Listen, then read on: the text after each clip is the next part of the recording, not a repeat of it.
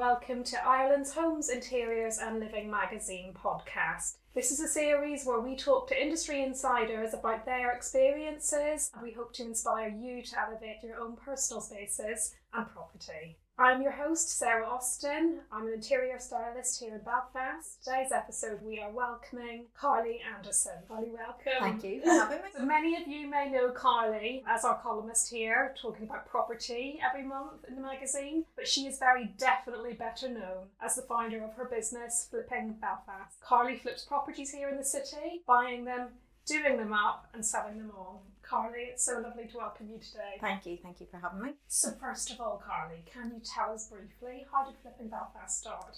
Flipping Belfast started just over 5 years ago now, so it hasn't been long that I have actually been working in this industry. But I was a civil servant and I had always a slight interest in property.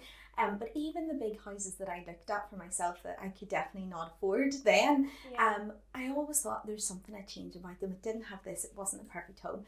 So back then I was married and I talked my husband into buying this absolute dump of a house so that we could demolish it and build our dream home on it. He was like, are you sure? Can we afford this? And I was like, yes, let's get it done, let's get it bought. And then some personal circumstances happened and we ended up moving home to England and we split up.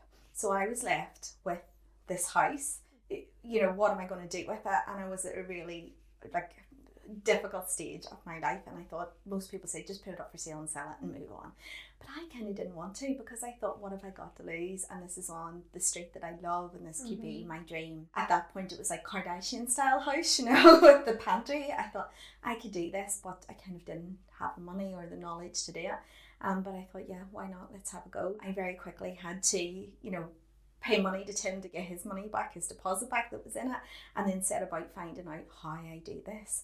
My mortgage advisor said, you need to find £25,000 very quickly, Carly. And I thought, oh, how do I find that quickly? And sure, everybody's watched Homes Under the Hammer, they do it. And I thought, I'll give it a go. So I took the brave decision, or maybe it was a bit nuts, to sell my own home and then invest that money into a property that I could do up. So my goal was 25,000 at the start. I bought an apartment. Every single person told me not to. My solicitor, my friends, my family.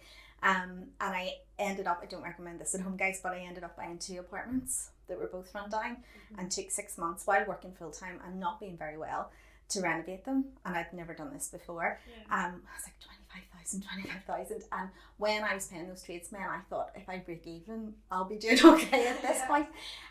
But I sold them both after 6 months and made £102,000. And I thought, oh my goodness, like this is more than my wage, you know, back in the civil service. And it was my side hustle. So I thought, oh, hang on a minute. So I parked the whole house for a few years, and then I thought I'll buy some more. So I then moved on to 2 new houses, and then I was on a roll and kept doing it. That's such a great story, Carly. I guess one of the things I was going to ask you today was what sets you aside from other property flippers out there. And already in your story, and I can feel it from you, it's the passion that you have for it. I love it. Bravery. And I feel that what really sets me apart, and I say this to my students when I teach them, I teach people how to flip properly. It's not the houses. Flipping can have a really bad reputation, that somebody's gone in and painted the kitchen cabinets or even just changed the doors or white walls and that grey carpet. That is not what I'm doing. This is the complete quality and show home standard. Everything's there, all the appliances are there, the place is furnished. You can buy the furniture package off me. So this is, you walk in and you're living your dream life. You put clothes in the wardrobe and your toothbrush in the bathroom and you're good to go. So I think that's kind of the difference between some other people that are developing. So tell me, what does the process then, sort of beginning to finish, what does that really look like for you? Process first and foremost is finances. So finding out how you're going to buy this house, how you're going to afford it, payments, if you're going to use an investor, you're going to use your own money, and then from there on in, I'm looking at properties. I'm looking at a lot of properties every week. I'm looking at the good, the bad and the ugly, because I need to know what the competition looks like, how good are the houses and what are they selling for. We are obviously in that unusual predicament here that we can't find out, like from Zoopla and things, that they would in England, how much the properties have sold for. So it's a lot of boots on the ground and just being out there and viewing properties and speaking with estate agents and people who are already doing this to find out what the ones in the area are going for. So that's one of your favourite parts of the I love process too, that kind of the house viewing, the excitement and the feeling of what could be there. Yeah. And I always have a joke that like I love that bit. I'm like, and then once you've got the deal and it's yours, I think, oh, this is the best bit. And then once you see it all done, you're like, oh no, this is the best bit. And then once somebody's like bid, because the houses that I've sold have all gone about 30,000 over asking. So once you've got that, I'm like, oh no, this is the best bit. And then I've decided that once the money's in your account, no, that's the best bit. So there's lots of good bits. And within the process, is there anything that tends to go wrong that you don't like with? Yes, there is. Trades, let's be honest, everybody has had some experience of trades before. I love trades because I couldn't do my job if it wasn't for them. Nobody wants a house that I've tiled the kitchen or but nobody wants that, right? It's just making sure they come when they say they're going to come. Especially when you're starting off and you're trying to get quotes from people, it can be pretty difficult to get hold of people or get them to come back to you.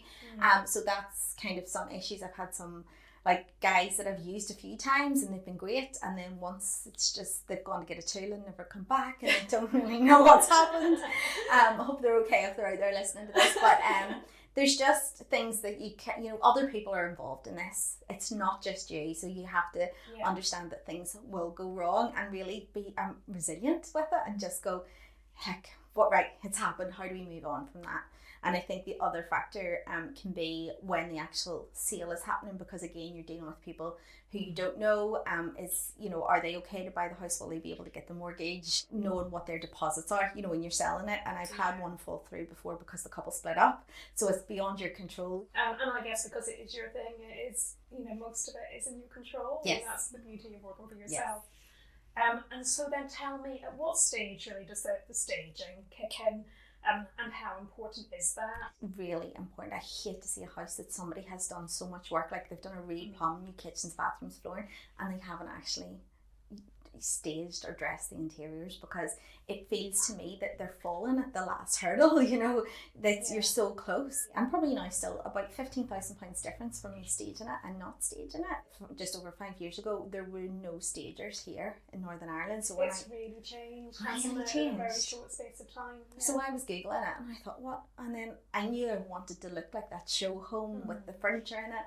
And I thought, you know what, I'm just going to have to do it myself, because I wanted it to look like that. And when I had sold my first house to, finance this, there was a gentleman who was bidding on the house who said he would also offer me £15,000 for the furniture on top. So that kind of planted the little seed in my head, and my estate agent was like, take it, it's like second-hand furniture because you've used it for 5 years. And then I used to, like on a Sunday job, and I suppose this is where my interest in property, I used to, for Sunday job, show some new build show houses for a few hours. And the people that would come into them and say, this one, I want this one with all the stuff, can I buy all the furniture? And when you said no, because it's the show home, let me show you this one, they were like, no, I don't want that one. And I thought, my goodness, the amount of people that want the perfect home finished. I think for a lot of us, whenever we're creative and you think, oh, I want to do this for myself, you don't often think about how many people are out there, and they are so willing to part with the cash to move into the finished. They're willing to pay a premium. And what I was surprised about was when I was selling my houses, a lot of the bidders were downsizers. Because when I was doing these houses, a 2-bed apartment, I was like, oh, it's going to be some young professional. And then, like 3-bed semi, I was like, oh, it's going to be, young family. And it was downsizers, because they've been there and done that. They don't want to bring trades in. They don't want to start a whole refurbishment at their age. They want it sitting perfectly, and they can just move in and live life. Equally, they're quite ready to kind of park the furniture that no longer fits and just have it done for them. Absolutely. And they're also probably more cash rich because they're downsizing from a much bigger house. So tell me then, with the staging process, do you find that the house or the style of the house in itself kind of informs the decision on the look of the staging? It does, yes. It's a difficult job because you're trying to make it appealing for everybody, but then you're not wanting it bland as well. So there's like this happy kind of medium with it. Really, with the interiors, wanting them like elegant and clean. I want a bit of personality in it, but I understand that it has to suit everybody. So all the walls will be painted, they'll be painted a colour, usually choose like ammonite or something, they'll be painted one the whole way through, and the flooring will all be the same. Once we change from wood to carpet, it will be in the same tones and stuff, so we have a kind of blank canvas, and then that's when we go in with like a little bit more colour and texture with everything else that we put into it. They have a similar vein, I would say, and again, it's important when I'm developing that I'm not wasting a lot of time on each one being like a bespoke individual. setup. So I would use the same kind of pictures and lamps and lights over again, and they're all very black, white, wood, so that we can bring them in. How much does your own personal interior style, like how would you describe that, and how does that influence how you stage properties? I like that kind of elegant, it looks rich, it might not necessarily be from the most expensive places because we are flipping a property, so we're we're looking at cost as well, but it has to be clean and like fairly neutral. However, when it comes to me, I'm building my own house the house at the minute that I've been planning to. I think it will be a little bit different. I'll have, although a bit more difficult because I can choose kitchens, very quickly and choose. But now when I'm having to choose it for my own house, I'm like, oh, and I'm starting to realise that I like that kind of like American look. Warm woods, but very clean lines as well, and like light colours in it. I'm building a very classic rare brick Belfast house now. While I want it to be new and modern inside, I don't want like a modern slick look. I want it to keep it with that like leafy Belfast suburb. Yes. Yeah. So what tips would you give to anybody thinking about getting into property flipping, Carly? I love that there's so many people wanting to get in to it, because to me, it's something that you don't need to go back to university for. It's something that you do need to learn a bit, first of all, but it's something that you can do with like a small amount of training. So I run a course, The Ultimate Guide to Flipping Houses, and I thought it was so interesting when I realised that you did that. Yeah, and I love it because I see what these guys are doing. They are brilliant, and I have had, my youngest one's 23 and a teacher, and my oldest one is 70. So there's a big mixture in between, and they all, have an interest in this. Some have wanted to do it for years, but never, taken a step. So I'm able to train them, and they can skip all the mistakes that I made over the first few years and save themselves some money in the process, and they get access to my trades and things like that. So they can come and learn off somebody. But I think it's great that you can just step into that if you've an interest in it. You just need to find out some basics. So you need to know how to stack a deal. I mean, there's people that are online can teach you how to do that. People here in the industry in Northern Ireland, just to make sure it's profitable. Yeah. And then help you out with like the order of the trades. But I love that so many people want to get into it, and I love that so many people have had that interest, maybe lying dormant for so many years and didn't think it was achievable because of their personal circumstances, and I feel like I've made that a bit more available to them by showing them how. I love that you've got a student who's in their 70s. I love that. So she came to me last year, and since then she's now on her third flip. That's brilliant. She's done so well, and she was going to let the first house that she flipped, she actually had it sitting, the estate agent told her to sell it for 67,000 and just get out of it, because there was a hoarder in it, and not a good property the way the condition it had been left in, and she came to me and we decided no, we'd just go ahead and renovate this, and she sold it a couple of months later, and it was a light renovation, but she sold it for 109,000. She's absolutely delighted because she was happy to go with 67, and I was like, no, come on, we can do this. And then she enjoyed it, and she got real satisfaction from it. She brought a stager in. When she phoned me the afternoon, the stager had just left, and was like, Carly, I'm actually thinking of moving in here myself because we're so pretty. And I was like, great, good. And if you feel like that, other people will feel like that when they come in. At the start, I thought I had to use my own money. That's why I sold my house. Now, I'm further down the line, I realised that you don't need to do that. Anyone starting out, do they need a lump sum of cash there? They do. However, I will caveat that with, it doesn't have to be money they have saved up. There are lots of other ways. I did at the start use my own money because I hadn't been told there was other ways.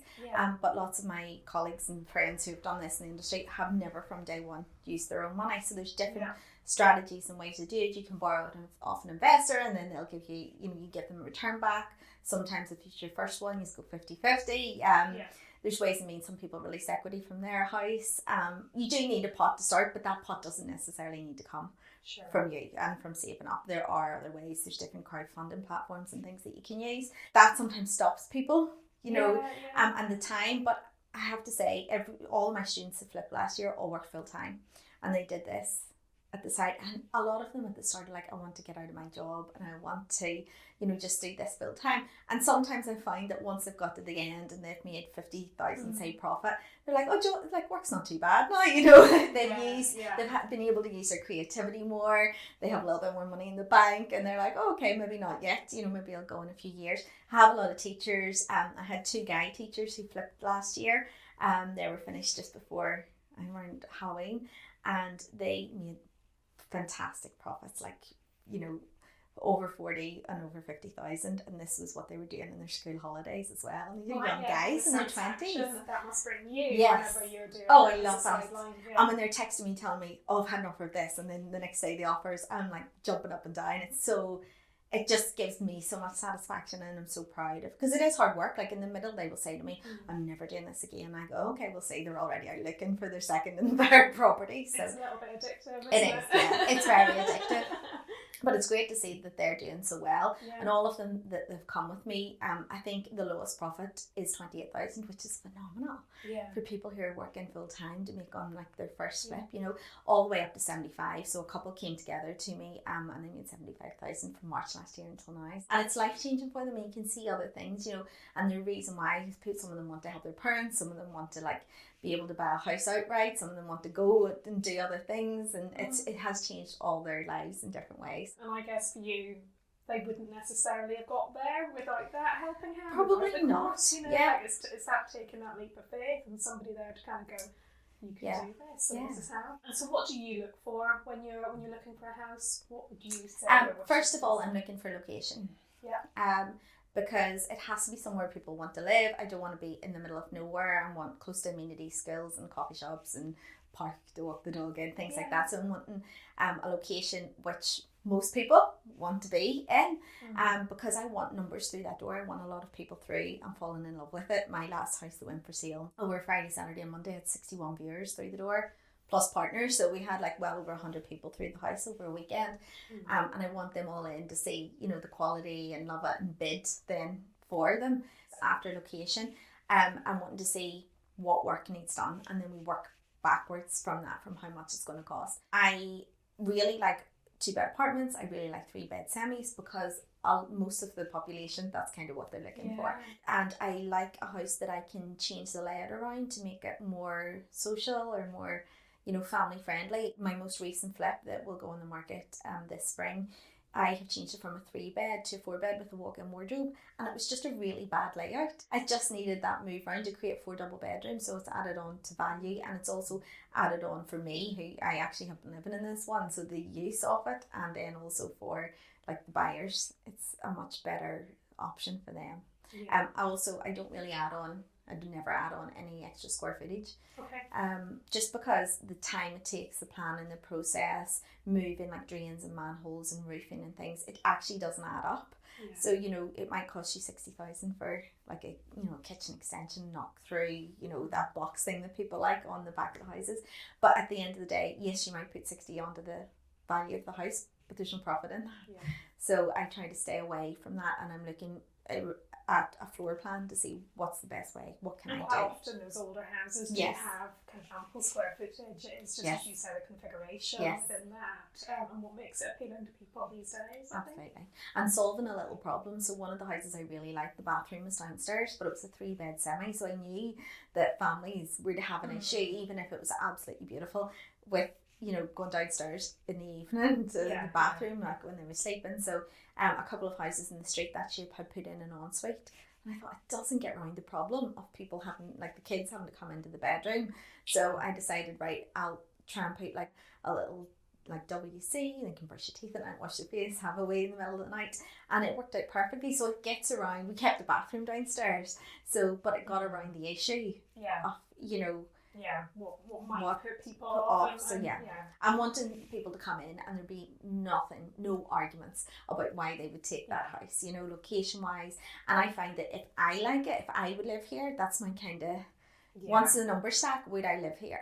You know, I jokingly, I bought an apartment in Hollywood, and it's only 1 bedroom, but I always say, I'd live here, I love this, I would live here. And my mum jokes saying, yes, Carly, you would, but you need to buy the apartment next door for all your junk, all your clothes and things like that. But when it has that feeling, and I know I can live somewhere, then that's good, because if something puts me off, it'll put the person that comes through the door.